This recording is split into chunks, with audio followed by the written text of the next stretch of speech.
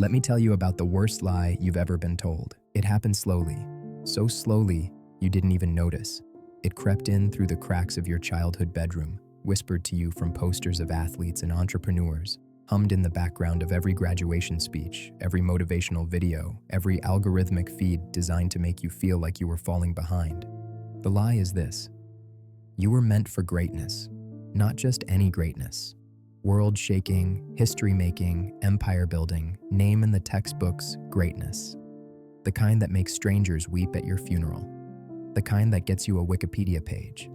The kind that justifies, finally, the unbearable weight of being alive. And here you are, 30 years old maybe, or 25, or 42, sitting in a room that looks nothing like the throne room you were promised, working a job that will never make headlines, living a life that, by every metric the world has taught you to care about, is devastatingly, crushingly, unforgivably ordinary. And it's killing you, not quickly, not with the mercy of a sudden blow, but slowly, like a vine wrapped around your chest, tightening a little more each time you open your phone and see someone younger, faster, shinier than you, living the life you were supposed to live. Today, I want to talk about that vine. I want to talk about the religion of exceptionalism, the quiet cult that has convinced an entire generation that if they are not remarkable, they are nothing. And I want to offer you something that might sound, at first, like an insult, but I promise you, it's the closest thing to freedom you'll ever find. You don't need to be exceptional. You never did. Welcome to Fulgurite. Here's what I've noticed about the people around me, about you probably, about myself certainly. We are all waiting, not for anything in particular, not for a specific event, a specific phone call, a specific moment of recognition. No, it's more diffuse than that, more ambient. We are waiting for the day when our lives will finally begin, when the simulation will end and the real story will start, when someone, God, the universe, a talent scout, a lover, a mysterious benefactor, will finally see us for what we truly are and crown us accordingly. We are waiting for our coronation, and it never comes. So we sit in our rooms, scrolling through the coronations of others, taking notes on how they did it, what they said, how they dressed, which decisions led them to the throne. We study success like medieval monks studying scripture, convinced that if we just decode the right passage, the gates will open. But the gates don't open, because there are no gates. There is just life, messy, ordinary, unglamorous life, and a million voices telling you that this cannot possibly be it. Dostoevsky understood this. In his Notes from Underground, he gives us a man who refuses to participate in normal existence because he believes himself destined for something greater.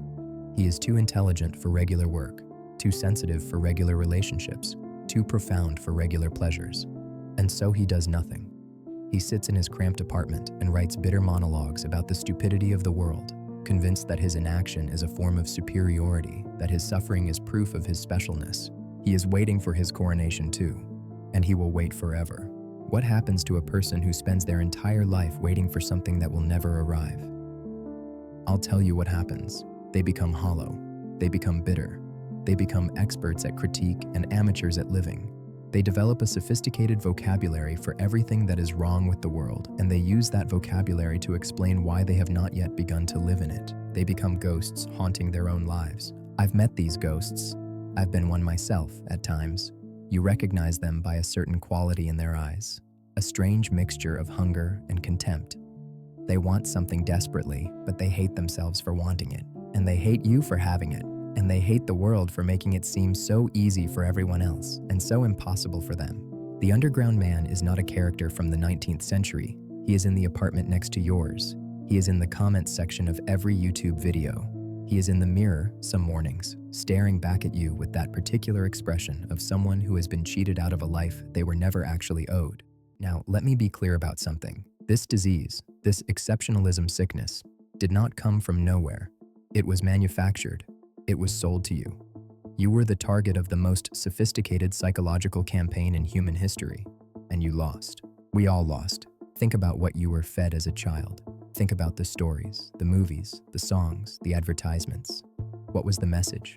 Always the same. You are special. You are destined. There is something inside you that the world has never seen before, and your job is to find it and unleash it and watch the fireworks. Every children's movie ends the same way. The nobody becomes a somebody. The ordinary kid discovers they're actually a wizard, a chosen one, a princess in disguise. The ugly duckling was a swan all along. The message is relentless.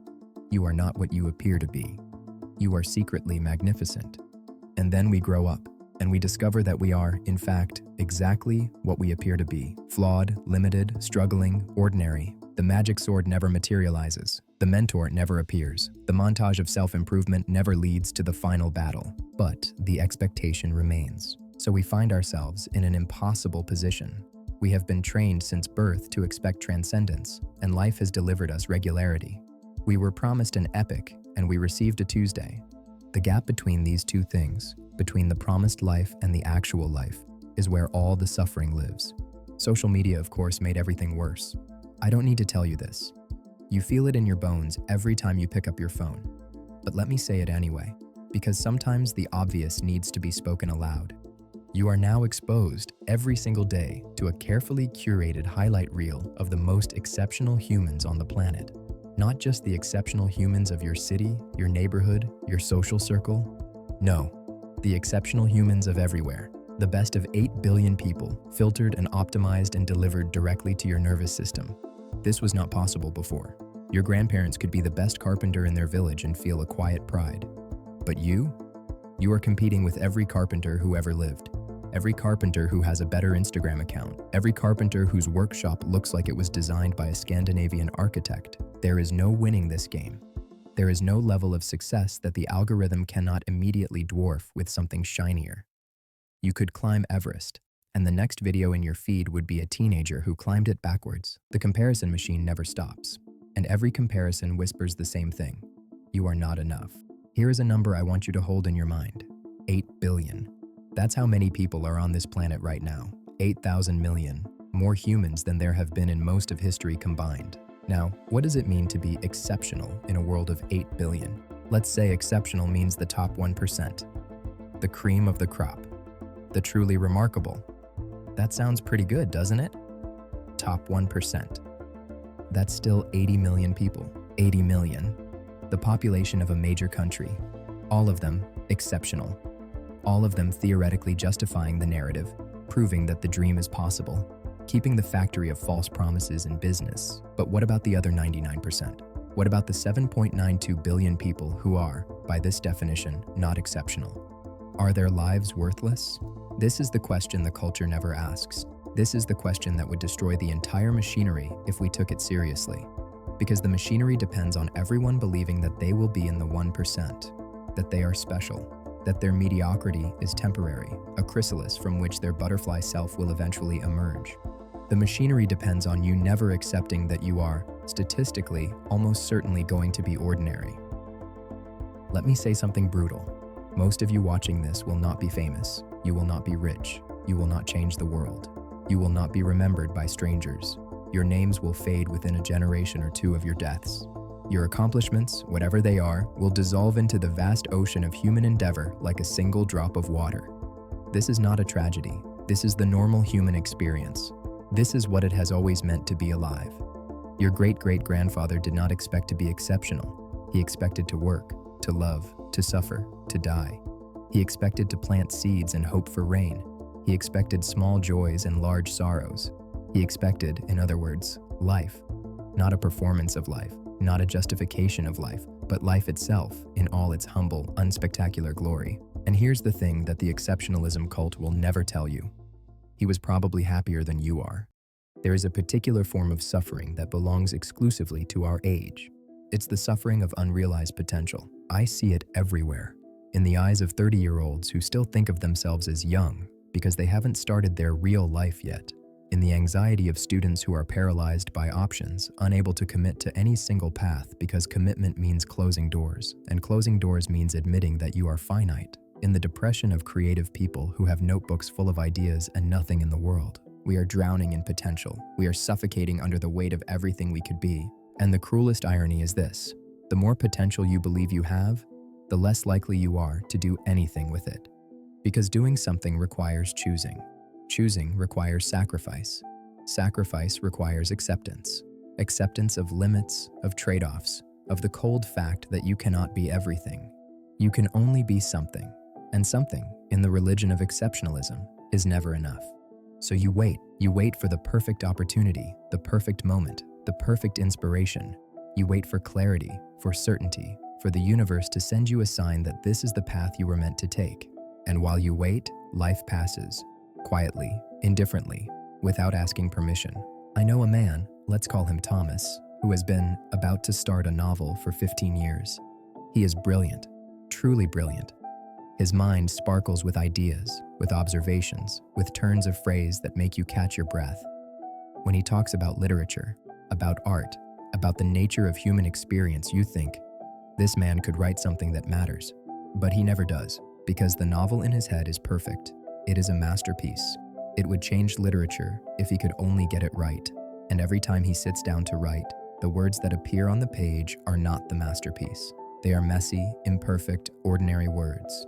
They are words that anyone could write. They are words that do not live up to his potential. So he stops. He goes back to imagining. He returns to the safe, comfortable space of the unrealized, where his genius remains pristine, untested, unjudged. Thomas is waiting for his coronation. He will wait until he dies. And no one will ever read his masterpiece. Because it doesn't exist. Because a masterpiece in your head is not a masterpiece. It is nothing. It is less than nothing. It is a prison made of air. Now, let me tell you about a different kind of life. It doesn't make for good movies. It doesn't go viral. It doesn't look impressive on a resume or a social media profile. But it is, I believe, the only life worth living. It is the life of someone who has given up. Not given up in the sense of despair. Not given up in the sense of nihilism or surrender or bitterness. No. Given up in a different sense. A liberating sense. Given up the fantasy. Given up the expectation of coronation. Given up the belief that somewhere, someday, the real life will begin.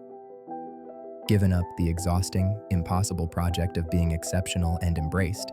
Instead, the quiet power of being present. This is what happens when you stop trying to be a god. You finally get to be human. Do you know what a human life actually contains? It contains mornings. Slow, unremarkable mornings where the light comes through the curtains and you lie there for a moment, not yet awake, not yet asleep, suspended in the simple fact of being alive. It contains coffee, a cup of coffee that no one will ever photograph, that will never be optimized for performance, that is just hot and bitter and good. It contains conversations, stupid conversations, meaningless conversations, conversations about nothing that somehow matter more than any TED Talk you've ever watched. It contains bodies, your body, the imperfect, aging, miraculous body that carries you through the world without asking for credit.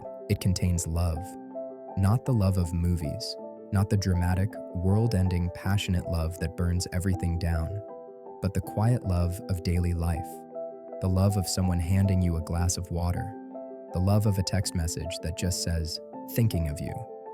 The love of showing up again and again without fireworks. It contains death. Your death. The absolute certainty that all of this will end, that you are temporary, that the universe will not remember your name. And here's the secret that the exceptionalists will never understand. It is enough. Not because you've lowered your standards, not because you've settled, but because you've finally stopped looking at your life through the lens of what it should be and started seeing it for what it is. And what it is, my friend, is a miracle. Not the cheap miracle of exceptionalism, not the miracle of being chosen, being special, being above. A different kind of miracle, the miracle of existence itself. The miracle that anything exists at all, rather than nothing. The miracle that you are conscious, that you can feel the sun on your skin, that you can taste bread, that you can cry at a piece of music. This miracle does not require you to be exceptional. This miracle is not earned by achievement. This miracle is given, freely, abundantly, to every human being who has ever lived, regardless of their accomplishments or their Instagram following or their Wikipedia page. The beggar and the billionaire both have access to the morning light. Why have we forgotten this? There's a Zen saying I think about often. Before enlightenment, chop wood, carry water. After enlightenment, chop wood, carry water. The tasks don't change. The laundry still needs folding. The dishes still need washing. The floor still needs sweeping. Whether you're a nobody or a saint, whether you've achieved everything or nothing, the humble obligations of human existence remain exactly the same. But something else changes. your relationship to these tasks, your presence within them, your willingness to be there, fully, completely, without the constant background hum of, I should be doing something more important. I have a confession to make. For years, and I mean years, I could not wash a dish without feeling like I was wasting my life. Every moment spent on domestic tasks felt like a moment stolen from my real work, my true purpose, my inevitable coronation. I would stand at the sink, hands in soapy water, mind 1,000 miles away, composing acceptance speeches, imagining interviews, rehearsing the story of my rise. And I was miserable. Not because of the dishes were fine. I was miserable because I was never actually there. I was never in my life. I was always in some imaginary future where my life had finally become worthy of my attention. Do you understand what I'm saying? I was treating my actual existence as a waiting room, as a preliminary stage, as the boring part before the movie starts. And then one day, I don't know why, maybe exhaustion, maybe grace, maybe both, I just stopped. I stopped rehearsing. I stopped imagining. I stopped waiting. And I washed a dish, just that.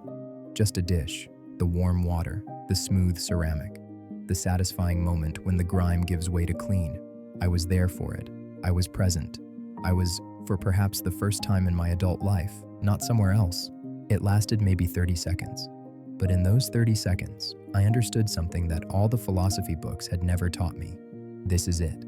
This is the life. Not the preparation for the life. Not the rehearsal. Not the waiting room.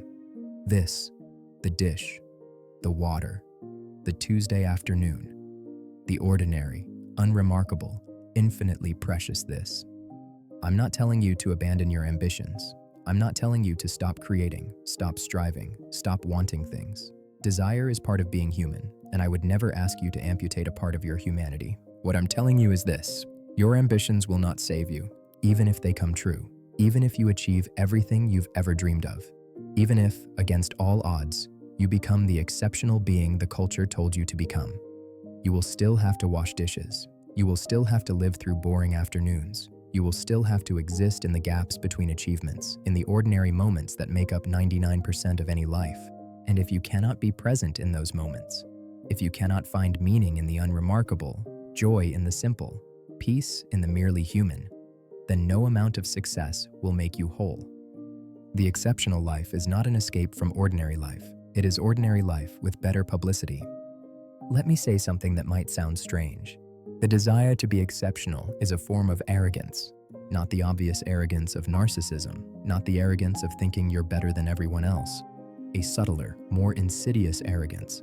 The arrogance of believing that the normal rules don't apply to you, that you are somehow exempt from the human condition. That your life, unlike every other life that has ever existed, deserves to be extraordinary. Why? Why should your life be extraordinary? What have you done to deserve transcendence? What makes you so special that the ordinary joys of ordinary existence, the joys that sustained your ancestors for hundreds of thousands of years, are not good enough for you? This is the question the ego cannot answer, because the honest answer is nothing. There is nothing that makes you more deserving of remarkability than the farmer in the field, the mother changing diapers, the office worker filling out spreadsheets. They are human. You are human. You share the same condition, the same limitations, the same mortality. And yet something in you recoils at this. Something in you insists, but I'm different. That something is the disease.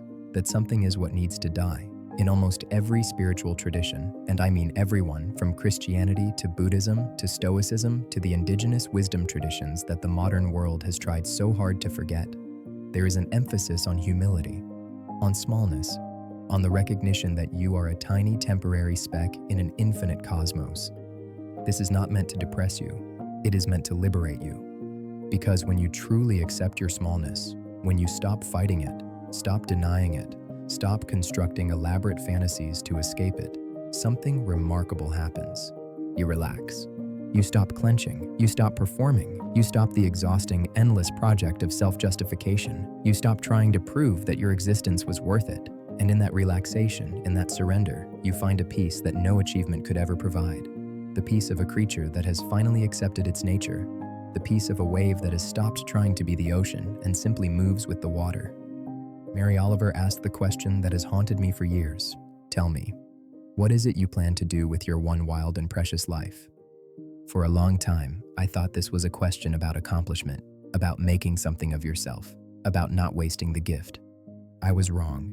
Read it again. Wild and precious. Not exceptional and impressive. Not remarkable and remembered.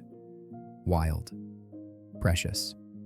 Wild means free, undomesticated, not shaped by the expectations of others, not crammed into a template of success or failure, just alive, raw, moving through the world with the untamed energy that belongs to every creature. Precious means valuable, worthy, not because of what it produces, but because of what it is. Your life is precious not because of what you might achieve with it, but because it exists, because you exist, because consciousness exists, here, now, in this strange and temporary form that calls itself you. What will you do with this wild and precious life? Here's my answer, for what it's worth. I will waste it. Gloriously, unapologetically, I will waste it on things that don't scale, on conversations that go nowhere, on afternoons that produce nothing, on people who will never increase my status, on pleasures that cannot be optimized, on love that cannot be measured. I will not try to justify my existence. I will simply exist. And I suspect, though I cannot prove it, that this is the only answer that makes any sense. All right, enough philosophy. Let me give you something concrete. If you're still with me, if something in what I've said has resonated, has cracked the shell even a little, then you might be wondering, what now? How do I actually do this? How do I deprogram years of exceptionalist conditioning and learn to be at peace with an ordinary life?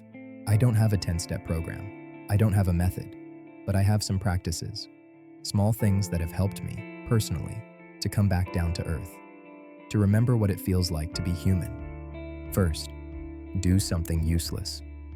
Not self-care that's secretly about optimization. Not rest that's actually preparation for more productivity. Something genuinely, irredeemably useless. Lie on the grass and watch clouds. Walk without a destination. Sit in a cafe and just sit. Do nothing that could possibly be justified in terms of outcomes. This will feel uncomfortable at first.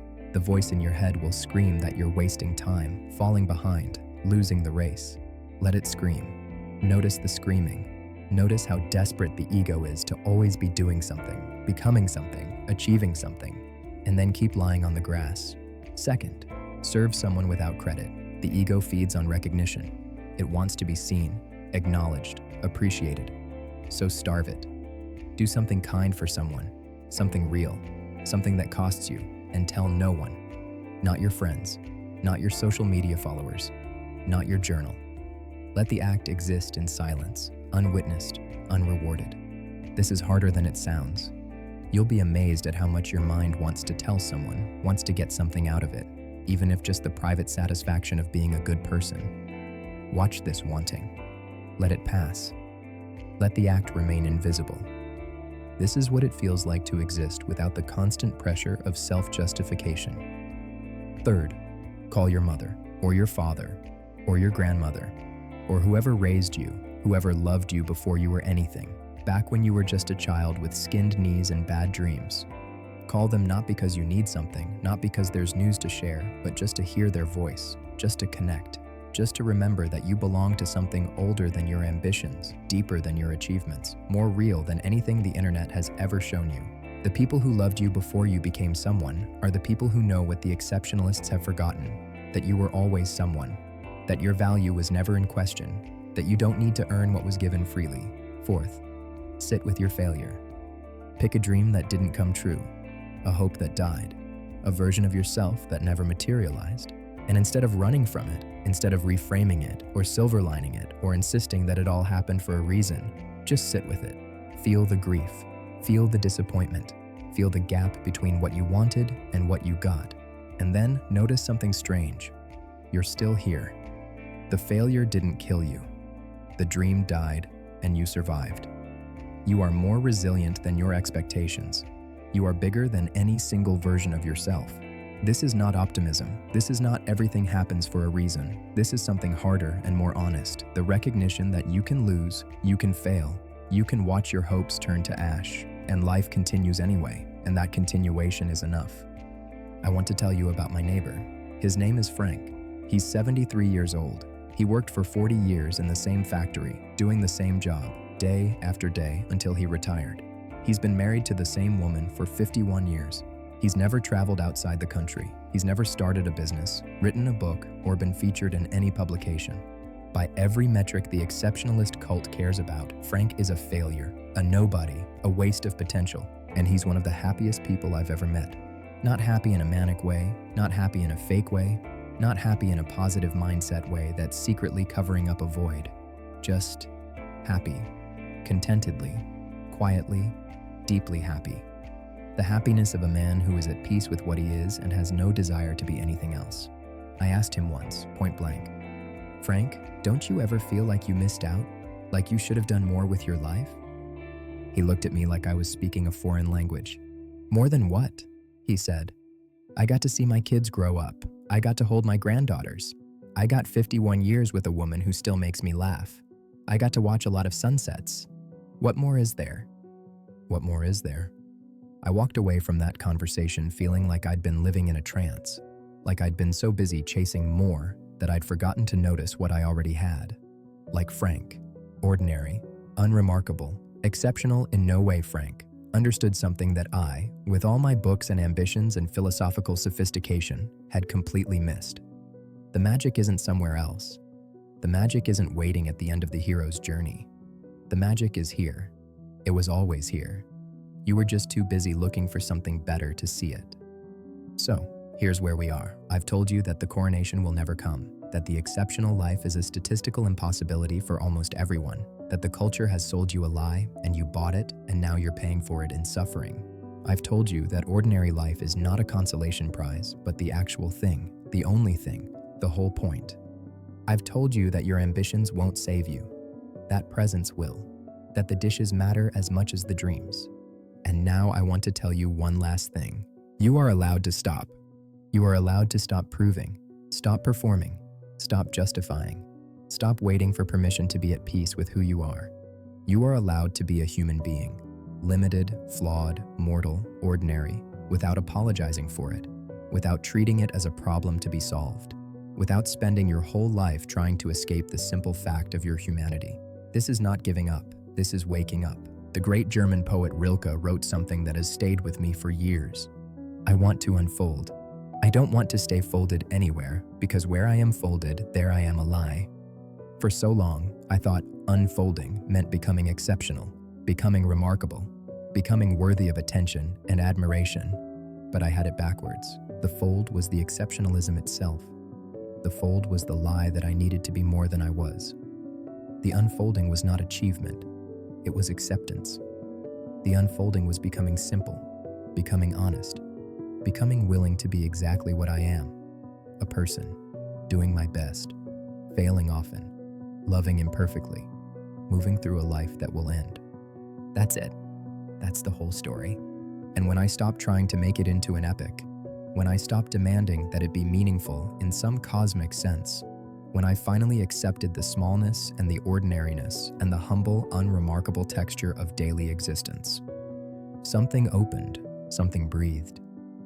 I found myself, for the first time in as long as I could remember, simply here, present in my life, at home in my skin, not waiting for anything, not running from anything, just alive. You are miserable because you are waiting for a coronation that will never come.